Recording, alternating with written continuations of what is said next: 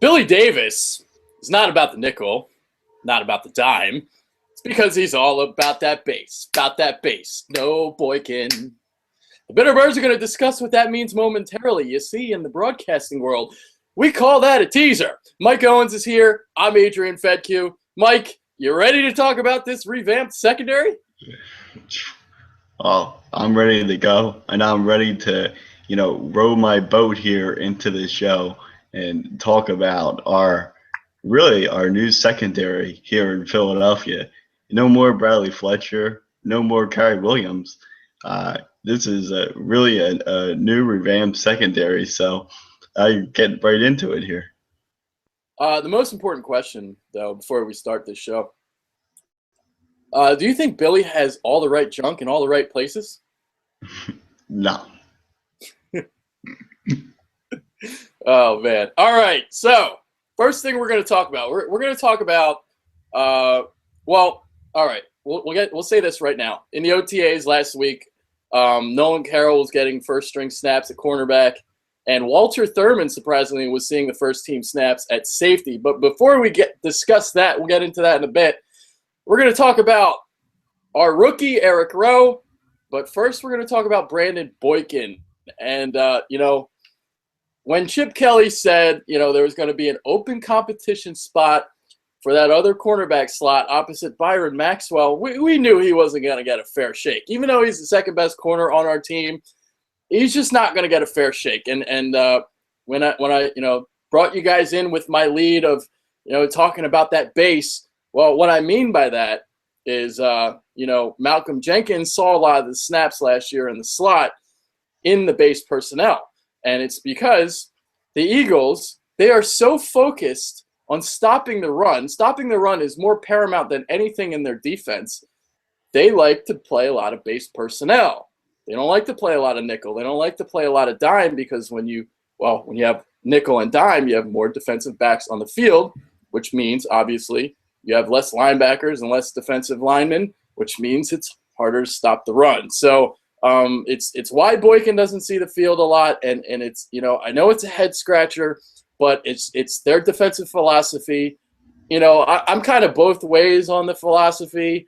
Mike, what are your thoughts on it?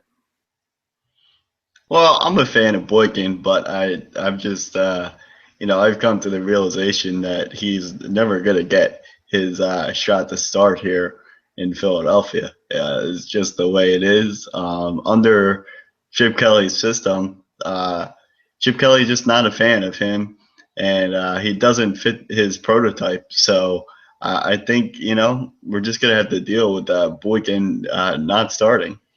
Yeah, and it's a shame because Boykin can stop the run. He's pretty good at tackling from what I've seen, but what they want from their cornerbacks on the outside, they want guy at least 5'11", 6 feet tall, because they want a guy with long arms, because they want him to disrupt the passing lanes. And not only that, the bigger you are, the way Chip sees it, the better you can be at stopping the run because you can tackle better. And that's kind of what they look at. But there's two ways about how I feel about the philosophy. I discussed this with you in the pre-show. The reason why it's a good philosophy is because since the Eagles, they like to play the fast-paced offense, fast-break football. So the way to counter that is to limit their possessions, and you do that by running a lot of clock by carrying the football. So that's the logic there of their philosophy. But at the same time, we've become so pass-happy in the NFL, and I looked this stat up. There were only 2 teams last year that ran the ball more than 50% of the time, and that was Houston and Seattle. And that's it, So we're in a league where you throw the ball about 55% of the time. So, I really don't understand the philosophy sometimes. Yeah, I mean, the way the Eagles run their system, you can really go either way on this. I mean, like you said, they're looking at it with their fast break type of offense. They know that teams are going to try to run the ball and try to waste some clock on them. So that's why they run the system that they do. Yeah, I mean, but then again, it's like I said, I feel both ways because when you do get a lead, you could always go to more nickel and dime packages, and that's when you'll see Boykin out on the field. But it is very, very disturbing to me how last season his snaps got really, really reduced. And, like, you see Bradley Fletcher getting burned all the time. You see Kerry Williams getting burned all the time. And then Boykin's out there making plays. And it was just, like, so frustrating. Like, why isn't this kid getting a shot? And, you know, it's clear that he was putting on more suntan lotion than everyone else because everyone else is getting burned. But he wasn't. And he just wasn't seeing the field. It was just frustrating, man. It is, but I think that, you know, this year coming up will really be a telling year for Boykin and what his future really holds in Philadelphia. We'll see how many snaps he gets. You know, maybe we'll be wrong. Maybe that they'll play Boykin more, but judging from the past, it doesn't seem like that's going to happen. Yeah, it's very unfortunate because he is the second best cornerback on our team, and it sucks because guess what, guys? He's not going to be in an Eagles uniform after this season. There's no way he's going to resign. There's just no way. He's going to want to start somewhere. So, and I'm sure a team's out there is going to give him that opportunity. Oh yeah, they definitely would. So yeah, it's a very good chance that he won't be here after this season. So yeah, this could be it. Yep, it's unfortunate, man. I love me some Brandon Boykin. I really do, and I love watching him play. And it just, the size thing, man. Chip just can't get past it. No, Boykin. Well, he's just not big enough, and he's not tall enough to get on Chip Kelly's roller coaster ride. Nope, not at all. All right. The other thing to talk about is Eric Rowe, because I think a lot of people are just, I think on Twitter, I've seen it at least on Twitter, they're just assuming that he's going to get the other starting gig opposite Byron Maxwell. But here's the thing. Out of all the defensive positions to transition from college to the pros, it is most difficult to go from cornerback in college to cornerback in the NFL. And I have evidence to back this up. Since 1967, since the NFL Defensive Rookie of the Year award, only 6 cornerbacks have won it, and only 2 of them have won it since 1976. And that's pretty cray-cray. Yeah, no, it definitely is. It just shows that it's tough to get drafted as a cornerback, especially first or second round, and come in and make an immediate impact right away. So really with Rowe, he's going to have to sit on the sideline for a little bit here. He's going to have to learn. Obviously, he's going to get some playing time because he's a great athlete, but he's not going to come in and start right away. Yeah, and just from looking at the past 2 NFL drafts, a lot of guys haven't really gotten that chance right away. Well, at least they haven't played well right away. But then again, you have had some guys that have been very, very good. Not many second round guys, but first round guys. Last year you had Jason Verrett of San Diego. I thought he was exceptional. I know a lot of people are talking Kyle Fuller up, but Jason Verrett was 10 times better than him. And from 2 years ago, the guy was Desmond Trufant of Atlanta. He was exceptional as well. So, but those are really the only 3 guys that, I can think of that really made an immediate impact at the cornerback spot. And the other thing I wanted to discuss, back in 2002, when the Eagles were kind of transitioning from, the Troy Vincent, Bobby Taylor era, in that draft, they selected, in the first couple rounds, they went Lito Shepherd, Sheldon Brown, and Michael Lewis. And, these 3 guys weren't really starting full-time until 2 years later. So, that first year, yeah, sure, you're going to see the field, but you're not really going to start. It's a difficult transition. It's a long transition. And that's something that people need to keep in mind, because he might struggle early on, and just don't give up on him. It takes time. Yeah, well, I think you even look at a guy like Jalen Watkins last year, who now he was a late round draft pick, but he really didn't get to see the field extensively until the last game of the season.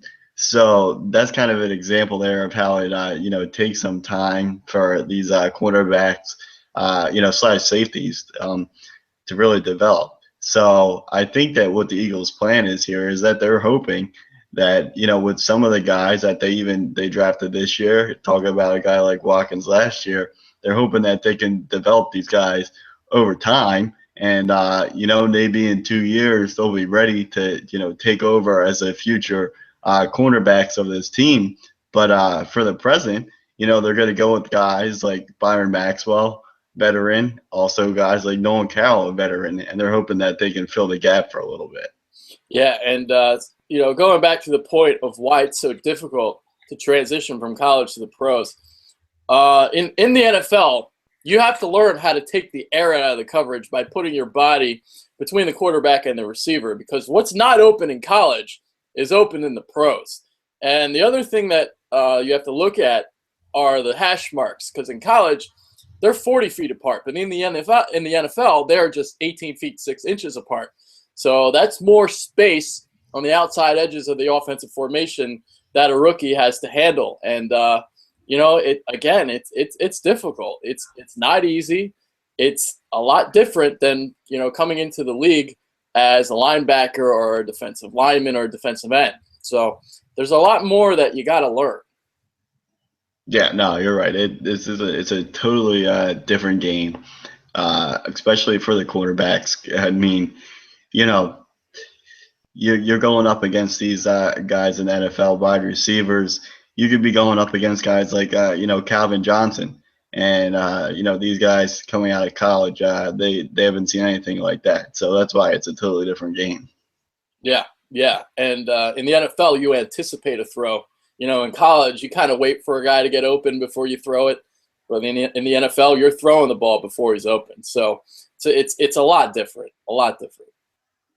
Yeah, it really is. So, we'll see what happens. But I think for the time being, Rowe is going to be, practicing his maneuvers on, Boathouse Row. Yeah. His boat is going to be parked there for a few years. He'll have to, work on some tactics and stay out there and drink a few smoothies in the hot sun of the summer in Philadelphia. Yeah, and even the guys I referenced, the guys that did well last year, Verrett and Fuller, they didn't really start full time either. Verrett, it took him a couple weeks. So, but I really like that kid. I'm telling you guys, Jason Verrett. I know you guys like Kyle Fuller, but Jason Verrett's better. All right, so let's transition now from cornerback to safety, and let's talk about Walter Thurmond. So this kind of came out of nowhere. All the last couple months, we've been like really discussing it. Who's going to be that other safety? Or who are they going to transition to? Because for a while at least I was talking about Nolan Carroll, and I'm like, all right, have him transition. But this Thurmond thing, I like this idea. And if you look at what the Eagles do, their safeties are more coverage based. So they don't really worry about them stopping the run as much. They cover. And you'll see that their cornerbacks or their safeties are almost like cornerbacks sometimes because they can cover the slot. Well, Walter Thurmond, he covers the slot. So he already knows how to do that. Now, there are some things he's got to learn. But, yeah, so before I get into that, what do you think about this transition with Thurmond? Yeah, well, initially I was thinking of other guys that they could go with that safety. And you think about a guy like Earl Wolf. You thought maybe that he'll finally get his chance. He's really struggled here ever since he's been drafted. Battled through injuries, but it doesn't appear that the Eagles are really high on Wolf. Seems like his knee injury is just going to be a problematic thing here. So he's not the guy. Then you start thinking about other guys that they could possibly put back there. You think about, Ed Reynolds, the guy that they had drafted last year. he was on the practice squad. That wasn't the answer, but I really think that the Thurmond move was it makes sense for them because especially after this year's draft with all the cornerbacks that they selected. One guy I think the Eagles really like is Ja'Cory Shepherd. I think that's one guy that they think eventually could be a starting quarterback for them. So I think they felt like they had they had an opportunity there with Thurmond where they could move him to the safety position, and it wasn't going to hurt him at the cornerback spot. Yeah, yeah. And when you look at, because I'm going to talk about, what he's going to have to do differently now that he's a safety. But discussing the main aspects of safety play, you have to have the ability to play single high coverage, ability to play too deep. You got to be able to play in the box and tackle, obviously, and you got to be able to play man coverage. So the thing that he does have to learn, although he can play the slot, he can do all that. I will have to see, evaluate how he tackles in the preseason. But the thing that he's going to have to learn is how to play single high, playing kind of that center field role in that cover one defense. No, yeah, you're exactly right. So we'll see how he, develops there. But like you're saying, he has played the slot cornerback spot, so that will help with his transition to the safety spot here. But that was definitely I would say that was definitely kind of a bit of surprise when I saw that Thurmond was out there at safety. Out of all the guys, I really didn't I don't know why, but I didn't expect them to make that move and go with Thurmond at the safety spot. Yeah, that was a little surprising to me as well. But when you really look at it, it's a smart, calculated move because you have Boykin already, who's going to see the slot snaps. So, why not have try him out at safety? You got a 1-year contract with him. We'll see how it goes. So, if he doesn't pan out, there are some other options that they can go to. Obviously, we talked about Earl Wolf. Well, you did.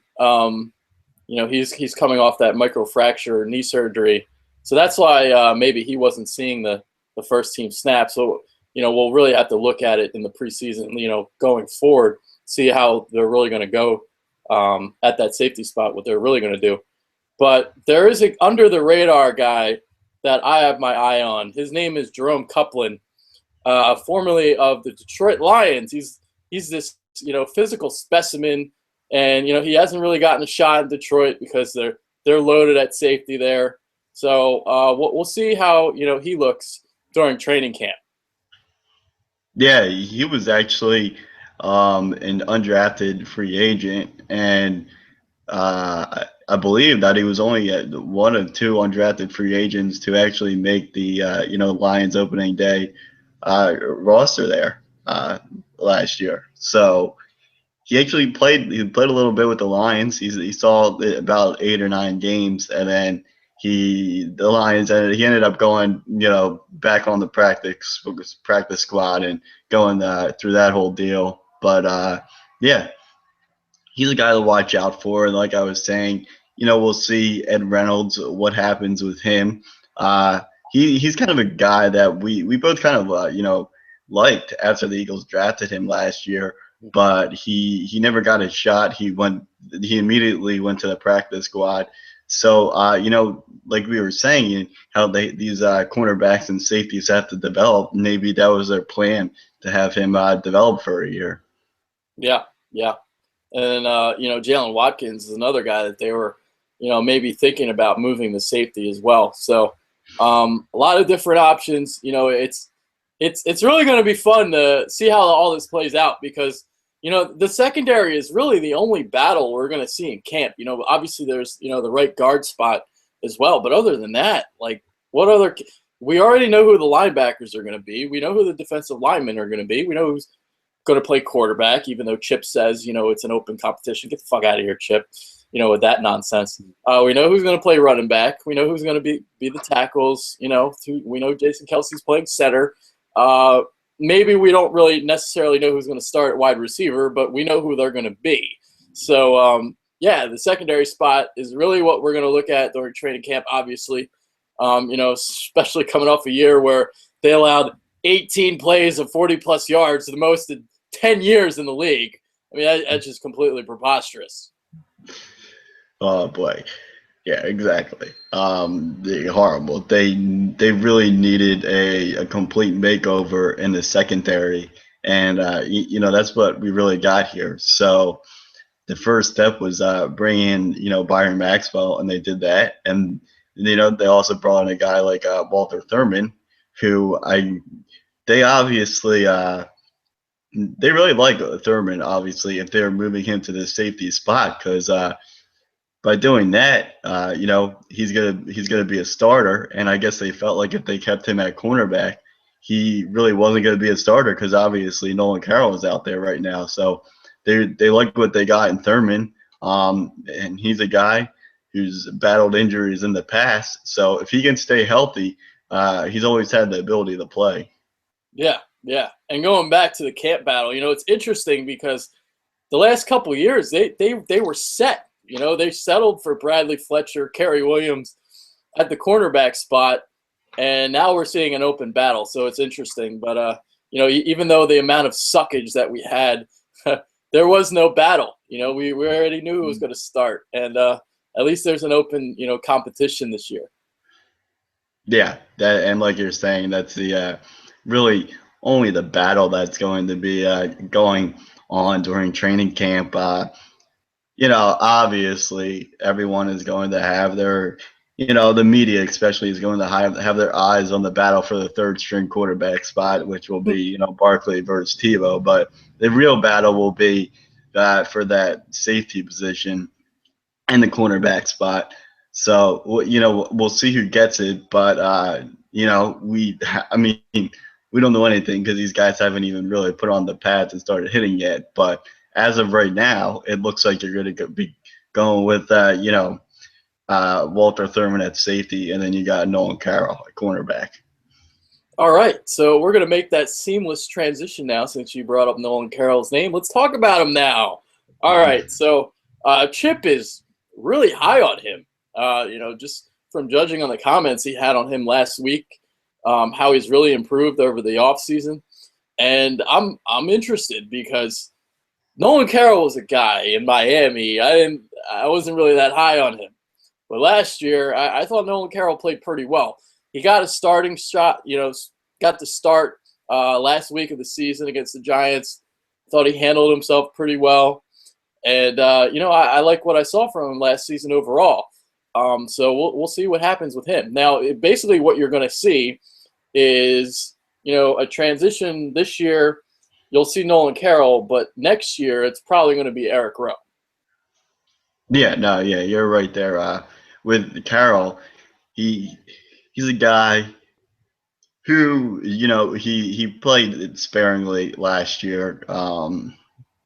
Obviously, with Fletcher and Williams, he never really got his chance to start. But, it looks like this is going to be the year for him. Chip Kelly is he's very high on Nolan Carroll right now. He really praises him during his OTA press conferences. Even other guys on the team, Nolan Carroll is a guy that has really stood out all off season. Hitting the weight room and just performing on the field. So he's a guy that I really didn't expect to be one of those guys that would stand out, especially to get individual praise from Chip Kelly. Chip Kelly's not a guy that really does that in a press conference where he'll come out and actually praise one individual. So it's almost like Nolan Carroll has high expectations now. Yeah, and I think he's going to be the week one starter. The mystery really is the safety spot more than the cornerback spot, to me at least. I think Carroll's going to get the shot, and we'll see how he does. See how he fares.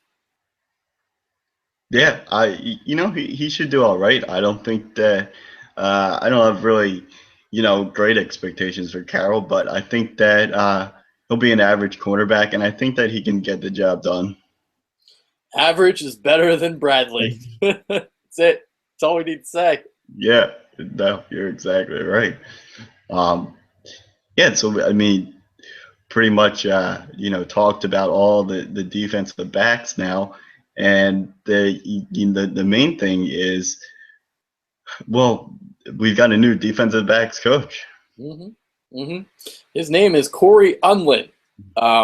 He got fired in Denver, and it only took him 2 days to find a new gig. So that Rocky Mountain low didn't really last too long, did it? No, no, not at all. So, his mountains were not blue anymore. His, Coors Light can, well, it went bad. So he's decided to come to Philadelphia, and really, it's kind of a really not that talked about this move, but I think that it was really what the Eagles needed with the defensive backs, because that after the last few games last year, it really just fell apart with the defensive backs and their technique. I mean, we complained about it all year with how guys like Bradley Fletcher wouldn't locate the football. Now it's tough to say because we're not at practice and we don't know what's going on. But sometimes it has to do with coaching. So who knows what they were coaching them, but if that's what they were coaching them, that was not the right technique. So maybe they'll have a different outlook this year. Yeah, and there is a new approach. Not that they didn't play press man coverage before, but they're really emphasizing this now. And Unlin's a guy, he's like a no-nonsense kind of guy, very, fiery kind of individual, and he preaches technique, and, hustle and all that good stuff. So it's going to be different for them boys in the defensive secondary now, having to deal with him. And obviously, they completely overhauled the secondary, added 6 players during free agency and the draft. So it's been a complete overhaul, not only in the secondary, but in also the coaching staff as well. And, we're going to see that new approach with that physical press style, jamming receivers at the line of scrimmage. So we'll see how they do. Yeah, and with the guys that they brought in, obviously guys like Byron Maxwell, and then with Nolan Carroll already here, the 2 guys that like to play, up close press coverage, also with the Eric Rowe. So they've got the guys that like to do it, and now they have a coach who likes to play that press coverage. So you're going to see a lot more of that this year, and I really, I feel like they're going to play a lot more of that press coverage because they feel like now that they have a very solid front 7, that they have the ability to do that, and they've got the ability to get after the quarterback fast. Yeah, and due to that press man style, that's why they're more focused on their safeties, really playing coverage, because obviously if you miss the jam at the line of scrimmage, that safety is now responsible in coverage. So that's why they do that. Yeah, no, yeah, you're exactly right, and that goes back to why they would have Thurmond moving to the safety spot, because he's got experience in the slot. Yeah, so there you go. All right, trying to think. Pretty much covered all bases here, huh? Yeah, I mean, we've covered it all. All about that base. Got it all covered. So I mean, I think to wrap it up here real quick, we can just talk about maybe LaShawn McCoy for a second, because Oh boy, this this guy, he just doesn't know when to stop. I mean, first off, he comes out with all these comments about Chip Kelly, how he's a racist, gets rid of all the black players, and then the other day he decides that he has a press conference during OTAs, and all of a sudden he doesn't want to talk about anything. yeah. So it's like, all right, so you make all the comments, and then when people ask you about it, you don't want to talk about it. Come on, dude. Just shaking He's my head. I don't understand it. He's just not he's not backing up his words. So it's interesting. Yeah, we're so racist that we took five black guys out of our 6 draft picks. We're so racist. Yeah, and not to mention that they replaced LaShawn McCoy with DeMarco Murray. So Wait, so you're telling me he's black? it's black. Ah, wait. Fletcher Cox is black, right? Thumbs up for Yeah. that? Yeah, he's black. They're all So black. Every single one of them. All of our stars are black. God. yeah, well, that's what's kind of ironic is he says that Chip Kelly got rid of all the good black players. Well, when you look at our team, I think that most of the good players are black. Miko Ryan's black. Yep, Jordan Matthews, Aguilar. Yeah. I bet you Sam Bradford has some black in him too. No, he must. It's just ridiculous. He just doesn't like the shenanigans, all right? And he doesn't like that brash, outspoken kind of style that LaShawn McCoy and Deshaun Jackson brought. So, the reason why he was traded wasn't because he's black. It's because they wanted to fill other holes. And they freed up a lot of money by trading McCoy. They freed up $10 million. They spent it on Byron Maxwell. So you got Byron Maxwell and Kiko Alonso for LaShawn McCoy. And obviously, Chip's philosophy, he thinks his scheme can overcome talent deficiencies. They really needed to fix the defense, and that's why you were traded, McCoy. All right? God, you're breaking my heart, man. I love you, but I don't know if I can root for you anymore. And not to mention that the original plan was to bring in Frank Gore to replace McCoy, and Frank Gore is also he's been one of the good black players in this league for a while. So Byron Maxwell, maybe he's not black because he does look like an alien. well, he is an alien, so and he's guaranteed that the Eagles will land in the Super Bowl. Yeah. God, I hate when they make those guarantees. Come on, man. Next we're gonna see, Toby Gerhart and the Jaguars, making guarantees they're gonna make the Super Bowl. Yeah, I mean it's dumb. I mean, all these guys say it anymore. It's just it is what it is, but it always gets blown out of proportion. Yep, exactly. It's complete and it's diluted now. Everyone says it. It's not even like a cool thing to do anymore. Yeah, I'm waiting for this one time, for someone to say, yeah, I guarantee you that we suck. We're going to finish with the worst record in the NFL. We're going to get the best draft pick. We're going to suck. I'm waiting for that day. Well, if you play like for a team like the Jaguars, then I think you could make that guarantee. God, they are bad. Oh man, they are so bad. I don't know how they finished. They got the 3rd draft pick. They were getting blown out more than any team I saw last year. They were terrible. Yep, and they have bad luck. Yeah, Jesus Christ, Dante Fowler's already gone. Yeah, not good there, but well, we'll just have to park Row's boat on Boathouse Row for a little bit, and get them ready to go. All right, so we'll do final thoughts time. I know you got to get to work, so you're on the soapbox, man. Yeah, so I think really with McCoy there, that's what I wanted to talk about. Do you have any final thoughts? I got nothing. But hopefully Billy Davis has all the right junk in all the right places.